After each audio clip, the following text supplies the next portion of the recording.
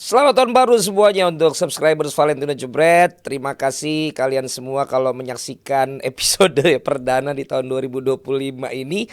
Karena sepertinya setelah sempat konsisten ya di bulan-bulan November menuju ke Desember, kemudian gua ke Inggris. Dari Inggris kemudian sibuk dan langsung kembali kemarin udah liburan Natal tahun baru, jadinya tidak ada postingan lagi. Dan sedihnya ini postingan di awal tahun 2025 di channel ini yang berhubungan dengan berita yang tentunya menjadi headline di mana-mana dan juga tentunya menjadi berita-berita yang seliweran di explore kita berbagai platform yang kita miliki, paling tidak yang gue miliki, dan beberapa postingan di Instagram yang berhubungan dengan keputusan dari Federasi Sepak Bola Indonesia kepada pelatih atau sekarang disebut mantan pelatih Timnas Indonesia, Coach Sintayong lah yang akan gue bahas. Dan bisa gue sampaikan bahwa keputusan ini membuat gue sedih, tapi gue harus move on. Walaupun masih tetap ada penasaran sebenarnya.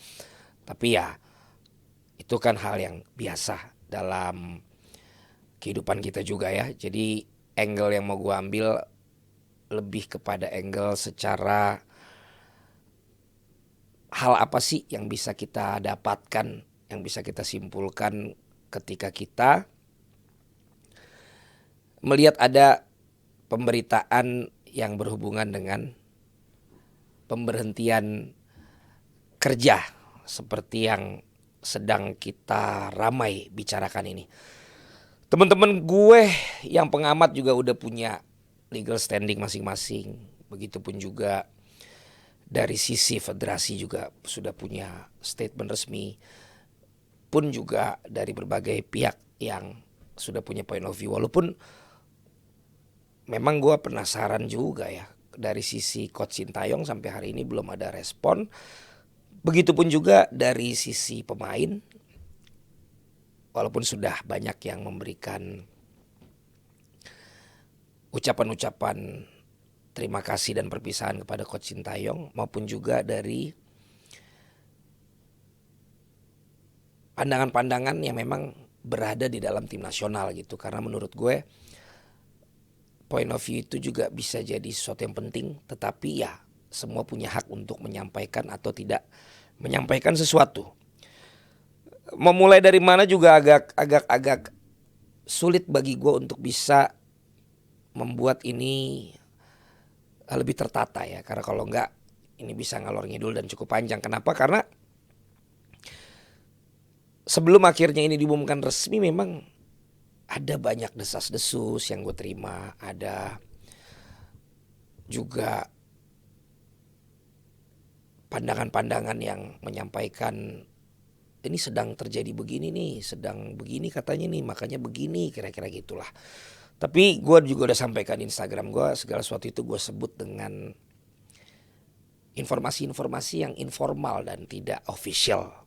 Dan kalau secara official kita bisa dengar dari press conference PSSI yang mengatakan bahwa berdasarkan dinamika yang terjadi, berarti dari proses kerjasama selama ini terjadi sebuah dinamika, terjadi sebuah perjalanan yang kemudian ada hal-hal yang terjadi di dalam perjalanan tersebut. Yang gamblang disebutkan komunikasi, dinamika komunikasi, kemudian taktikal dan juga keberlanjutan dalam sebuah program yang bukan hanya menuju Piala Dunia tetapi juga menuju Olimpiade ke depan, berarti 2028, dan juga keberlanjutan untuk tetap menjadi kandidat lolos di Piala Dunia berikutnya. Kurang lebih yang gamblang seperti itu.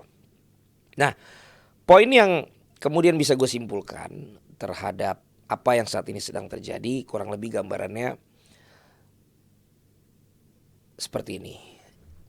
Yang pertama, gue bahkan udah ada dalam channel ini juga menyampaikan beberapa hal yang bisa kemudian gue tarik terjadi dalam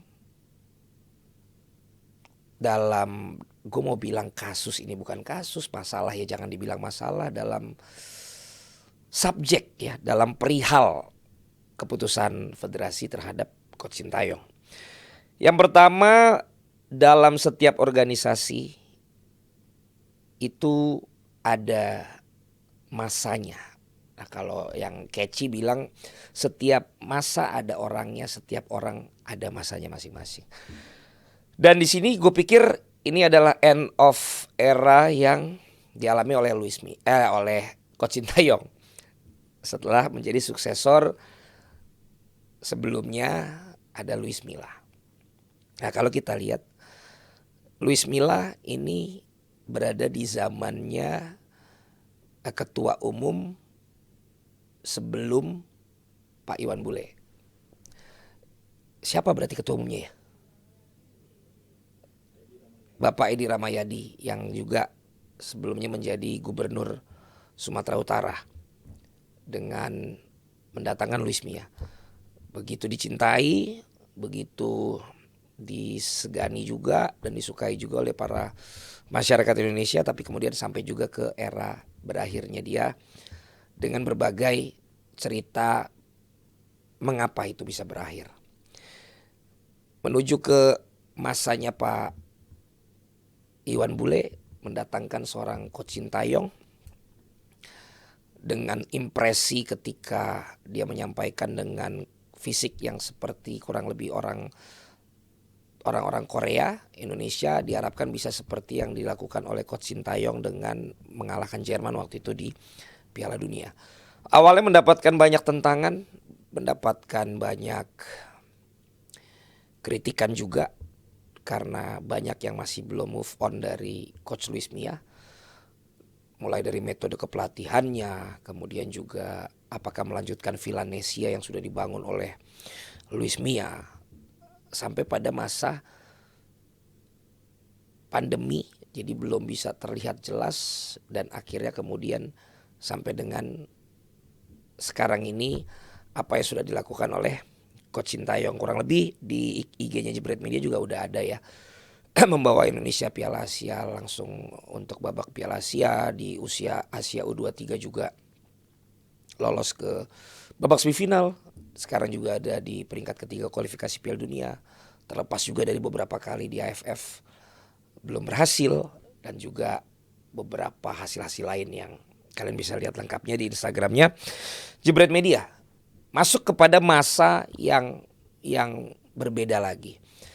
Itulah yang gue juga pernah bahas, ada yang disebut dengan forming, yaitu masa adaptasi, di mana perkenalan di dalam satu lingkungan baru. Dan terjadi di era Coach Sintayong, formingnya itu pro kontra. Ada masa norming, akhirnya mulai menerima gayanya dia emang begitu. Karena menurut dia yang paling harus dibenahi adalah A, B, C, D, E. Dengan kemudian rentetan hasil yang bisa diterima. Kemudian masuklah masa storming, yaitu banyak rintangan-rintangan, banyak keretakan-keretakan terjadi. Dan ketika ini bisa dilalui, masuklah masa performing.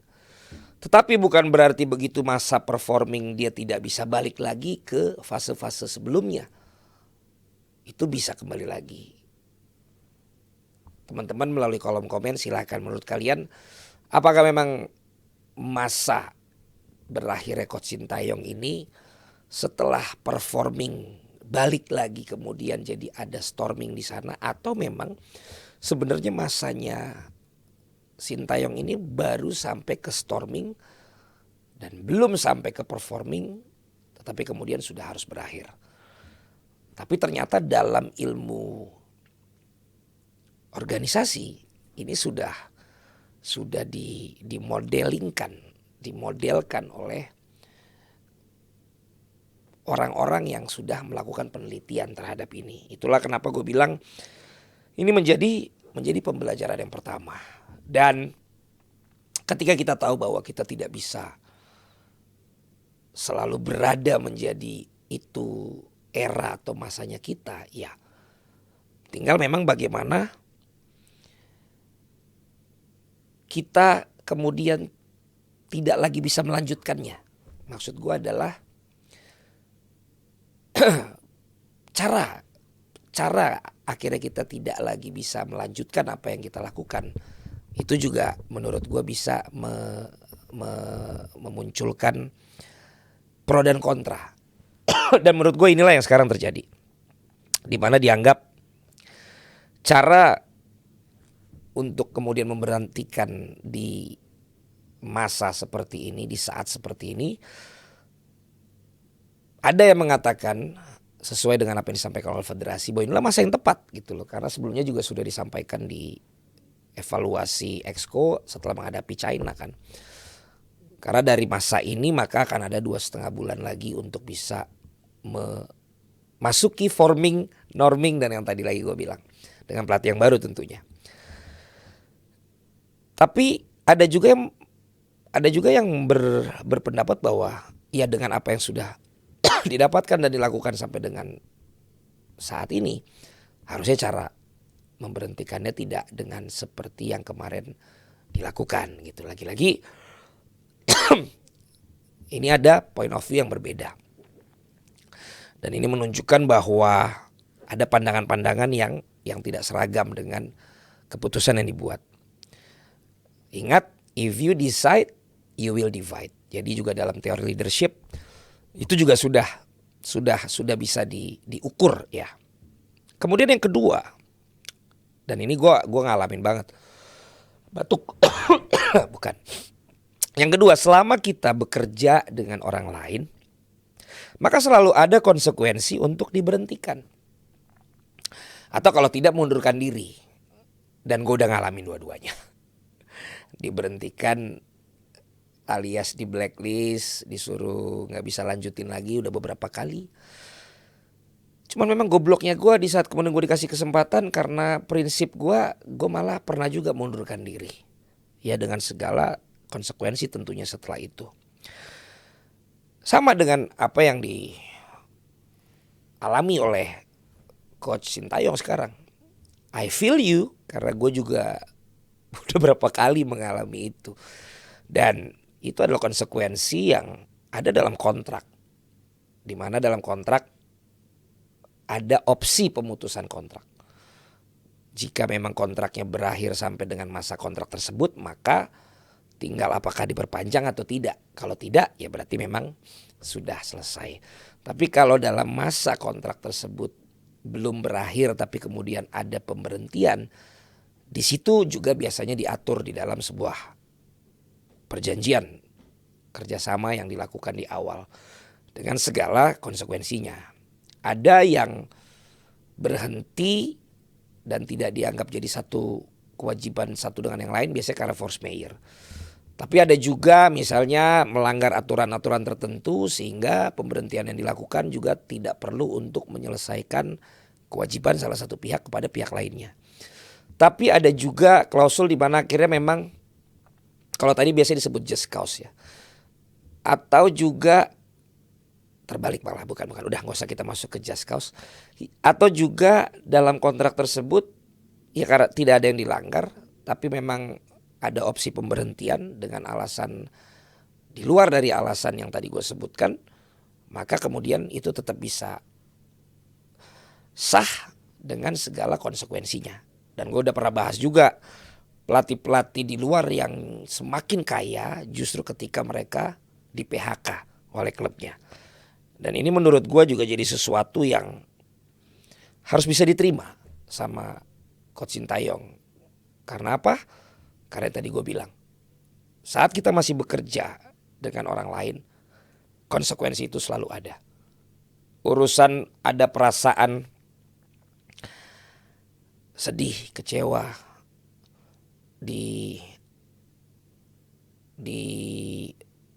merasa ditinggalkan, itu adalah urusan emosional. Tapi urusan secara logiknya itu adalah sesuatu yang mau gak mau itu sah dan mau gak mau harus diterima. Tetapi kemudian karena ini adalah sepak bola Indonesia, timnas Indonesia, dan kemudian juga banyak sekali yang masih sangat mencintai Coach Sintayong, maka kemudian reaksinya yang begitu banyak. Gua bahkan membuat polling yang di IG gua masih 86-14 waktu sebelum ada keputusan hari Senin itu. 86 followers gua dari 24 ribu sekian bilang, 86%-nya bilang lanjut, 14%-nya bilang enggak. Tapi sekali lagi itu adalah konsekuensi. Kemudian yang ketiga, jadi orang dengan strong character, point of view dari kita sebagai orang yang kerja ya dengan strong character, itu punya resiko lebih tinggi untuk mendapat perhatian khusus. Kenapa? Karena ketika kita punya strong character, cenderungnya bisa menimbulkan sebuah negatifnya tuh jadi kayak orang zaman sekarang bilang orangnya jadi problematik untuk organisasi tersebut. Sehingga sering mendapatkan perhatian khusus. Gua gak ngomongin tentang sekedar Coach Sintayong. Gue pun menyadari gue orang yang punya ciri strong character. Makanya gue dibilang banyak orang gak cocok untuk kerja sama orang lain. Lo lebih cocok memang untuk harus punya usaha sendiri. Dan itu pun gue aminin jadinya gitu. Jadi ketika gue bekerja dengan orang lain berarti gue harus bisa tahu mana yang secara prinsip memang gue harus tetap kekeh dengan apa yang menjadi karakter gue. Mana yang memang gue harus bisa dalam tanda kutip menyesuaikan. Dan itu pun kadang-kadang tetap bagi orang yang mempekerjakan gue, wah terlalu beresiko nih kalau mempekerjakan orang seperti dia misalnya. Dan ketika memang kita dengar ada alasan yang berhubungan dengan dinamika, mengenai tactical, mengenai siapa pemain yang dimainkan, gue menginterpretasikan itu adalah bagian dari seseorang yang punya strong character. Dimana kalau secara point of view Coach Sintayongnya, mungkin dia memang bisa berpikir bahwa selama menentukan siapa yang main, formasi apa yang digunakan, itu adalah haknya dia. Maka dia merasa bahwa yang dia putuskan adalah yang paling tepat menurut dia. Bagaimanapun reaksi dari pihak lain, dari berbagai macam sudut pandang, sampai dengan kemudian akhirnya hasil yang dia dapatkan. Dan kemudian ternyata hasilnya tidak memuaskan, tapi dia tetap melakukan hal yang sebelumnya dianggap tidak mau dengerin orang, ya makin menunjukkan strong karakternya. Dan ini membuat tentu saja adanya ketidaknyamanan dengan pihak-pihak yang lain. Dengan tujuan yang sama ya. Tentunya semua pencinta sepak bola Indonesia termasuk pengurus, pelatih, ofisial, tujuannya adalah memberikan hasil yang terbaik untuk timnas Indonesia. Tapi itulah resiko ketika lo bekerja untuk orang lain dan ternyata lo punya strong karakter. Ada dong dilembut-lembutinnya gitu, harusnya kan gitu kurang lebih kan. Tapi ya kita melihat bahwa mungkin ya dengan dinamika yang dikatakan tadi, taktikalnya tidak cocok dengan pemain-pemain kita yang ada tuh bertumbuh menjadi pemain seperti sekarang tuh dengan gaya yang menyerang misalnya. Tapi ini kok masih terus pakai gaya bertahan. Mungkin ini juga yang disebut dengan dinamika secara taktikal. Kemudian tidak punya progres dalam bahasa Indonesia maupun juga bahasa Inggris, sehingga bicara dengan pemain yang asli bukan keturunan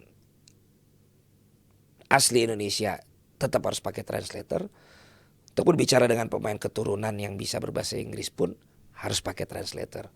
Ini juga menimbulkan mungkin lagi ketidaknyamanan pihak lain. Walaupun kalau at the end itu ke result, kan prestasinya sebenarnya beberapa target yang diberikan memenuhi target, bahkan ada juga yang melampaui target. Tapi lagi-lagi don't get me wrong, inilah kemudian dua pandangan yang saat ini ada. Gak usah jauh-jauh, pandangan yang berbeda itu sekarang bagi gue seperti kalau pemilu. Temen-temen deket gue, WhatsApp grup gue, itu pun juga punya pandangan seperti itu. Sehingga gue pikirannya tidak mau menggunakan istilah yang kan disebut buzzer-buzzer ya. Ya gue berpikir bahwa memang ada yang point of view-nya setuju dengan yang A, ada yang point of view setuju dengan yang B. Jadi gue tetap mengambil rata bahwa itu adalah point of view. Gue nggak tahu kalau memang ternyata ada yang disebut dengan buzzer-buzzer tersebut. Itu dia gue bilang ya, gue tuh pengen cerita sebenarnya banyak sekali tapi nggak boleh. Ini terlalu panjang nanti maksud gue gitu. Nah poin keempat dari sisi pemberi pekerjaannya nih. Dari sisi pemberi pekerjaannya, memberikan kerja atau mempekerjakan orang dengan strong character perlu siap-siap untuk mengambil resiko bersikap kepada orang tersebut. Ini yang gue juga sebut di dalam Instagram gue. Urusan menentukan pemain tactical, siapa yang akan menggantikan siapa, memang urusannya pelatih. Tetapi urusan untuk apakah melanjutkan pelatih tersebut atau tidak, itu adalah si pemberi pekerjaan. Dalam hal ini adalah federasi di Indonesia, yaitu PSSI. Sehingga kalau kita lihat keduanya tidak ada yang bisa disalahin. Kalau memang ternyata Coach Sintayong tetap kekeh dengan formasi dan juga tactical, siapa pemain yang dipilih dan metode latihannya seperti itu, memang itu hak prerogatif dia sebagai orang yang strong character. Tetapi berarti secara federasi ya dia tidak bisa masuk ke ranah itu, tapi dia bisa untuk tidak melanjutkan pelatih tersebut. Jadi lagi-lagi checklistnya ya berarti sama-sama saling melakukan apa yang menjadi otoritas mereka. Dan PSSI berarti menjadi risk taker dalam hal ini, pengambil resiko yang cukup besar. Kenapa? Karena tinggal 2,5 bulan, harus ada 4 pertandingan lagi dijalankan sampai dengan berakhirnya kualifikasi, tapi kemudian memilih untuk mengganti pelatih.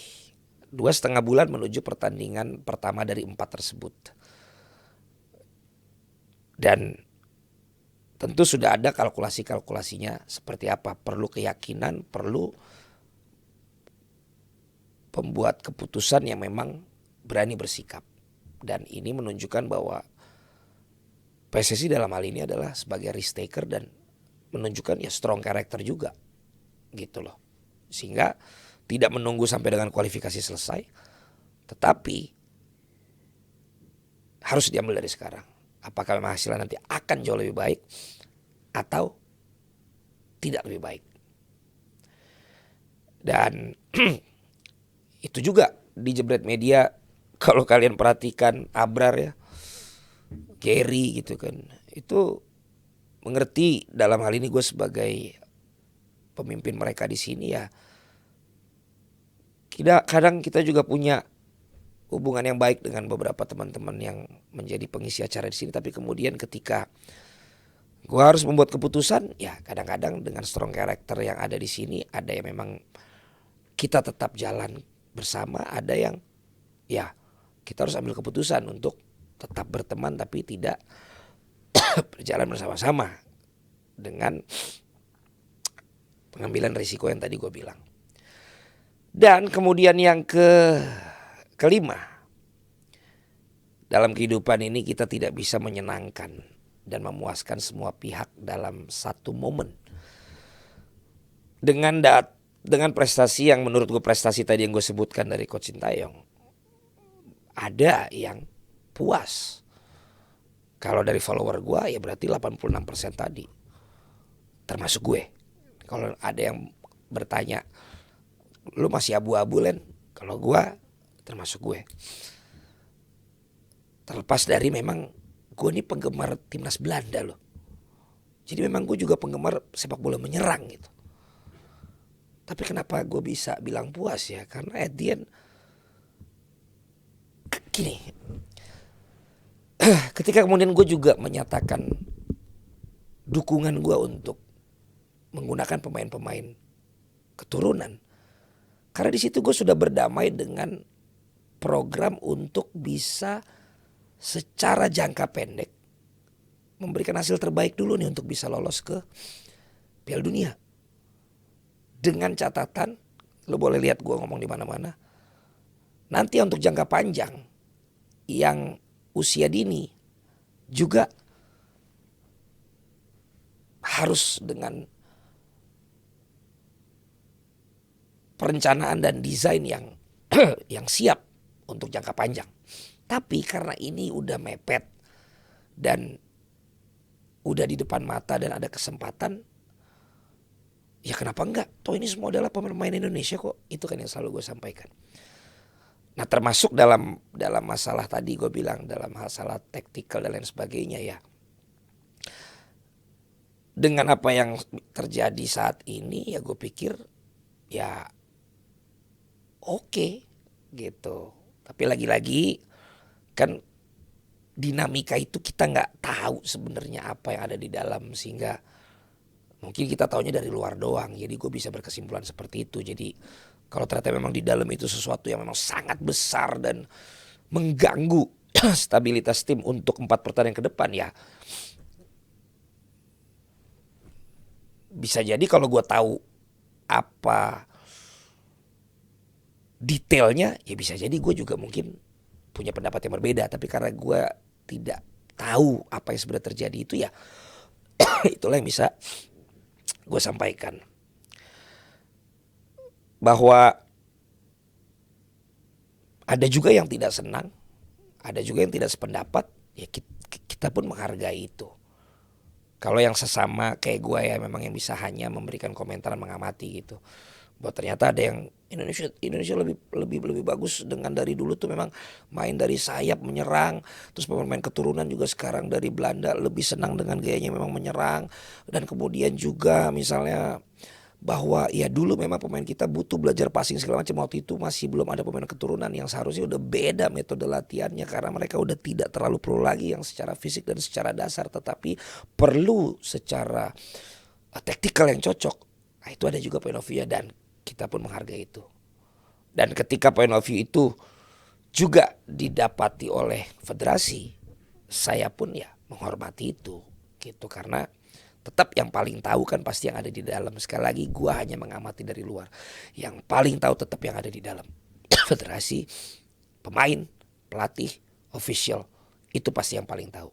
Kita ini sok-sok tahu aja untuk coba-coba ngamatin gitu. Sebagai pengamat maupun juga sebagai fans dari timnas Indonesia. Abrar bilang udah mulai kepancing, Val, udah mulai kepancing. Kagak. Udah, ntar gue terlalu banyak ngomong di situ ya. Tidak bisa memuaskan semua orang. Jadi kalian lakukanlah yang terbaik. At the end akan ada kok tetap yang menghargai lu. Termasuk yang tidak puas itu bukan berarti tidak menghargai lu.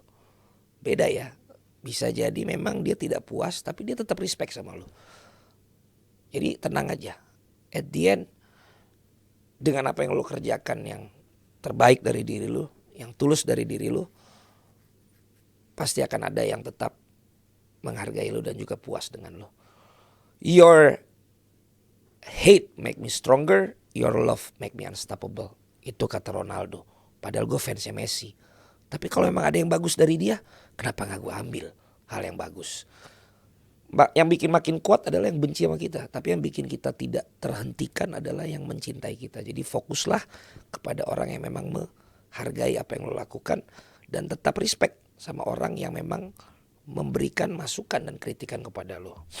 Bijak sekali gue hari ini. Beda tadi pas lagi off cam ya. Karena kita tidak bisa menyenangkan semua orang, maka kemudian yang ditunggu adalah ketika kemudian ada satu kejadian, dalam hal ini pemberhentian kerja ini. Bagaimana sih kita merespon? Ini adalah poin ke-6. Nah, dalam organisasi juga sudah dibuat model bahwa dalam merespon itu ada yang flight, ada yang fight. Bahasa gampangnya ada yang bereaksi, ada yang memang pasif gitu. Nah yang bikin gue penasaran emang, selain dari emang pencintanya ya, dan sekali lagi gue bilang pencintanya nih, gue tidak lihat dari sisi yang disebut buzzer-buzzer, tapi pokoknya yang suka aja. Ya gimana ya, penasarannya tuh dari pihak Coach ST tuh nggak ada reaksi dan komen apa-apa gitu.